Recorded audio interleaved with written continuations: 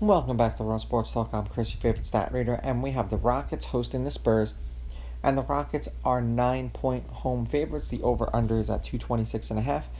The Spurs are plus 295 on the money line, and the Rockets are minus 375. Now, these are the overnight odds. They're going to change the closer we get to tip-off tomorrow. They played 3 times this season. The Spurs won the first one 109-106 in San Antonio, and then the Rockets won the next two 106-101 in San Antonio, and then 127-100 in Houston. And I do apologize for the little supervisor over there snoring like he pays the rent. I'm sure you can hear him because I can. It's supposed to be Paul, Fox, Vassell, Barnes, and Biombo, and then Thompson, Green, Brooks, Smith, and Sengun. Lineups have not been confirmed.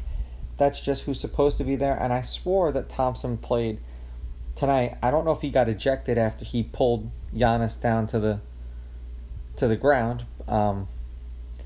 Showing that he played 34 minutes, so I guess not.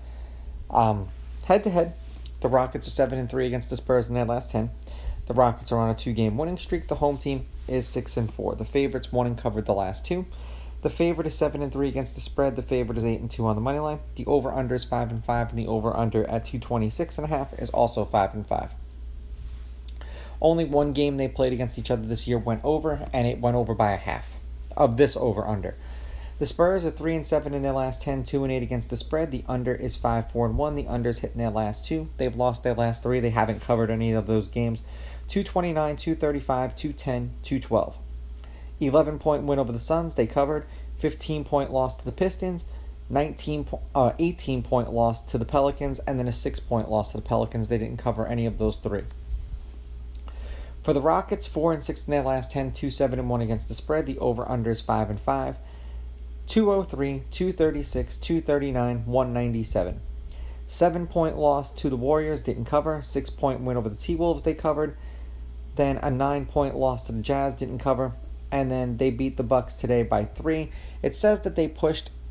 I'm pretty sure they were heavier favorites than that. I want to say that at some point they were closer to 5. I have it written down here. Hold on. They were 4. So at that, they didn't cover. So it just depends on where you got them. I'm going to take the Rockets on the money line. I will take the Rockets laying the points. I'm going to go under because I'm not really sold on how many points this Spurs team is going to score.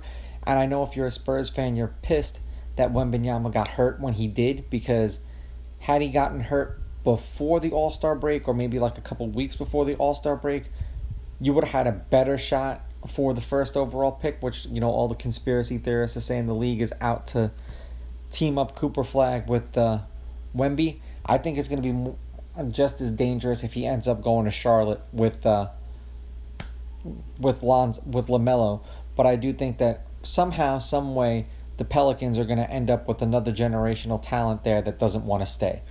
These are just my picks. If you disagree, please go with your gut, and please bet responsibly. And the pick would be the Rockets on the money line, the Rockets laying the points, and I'm going to go under.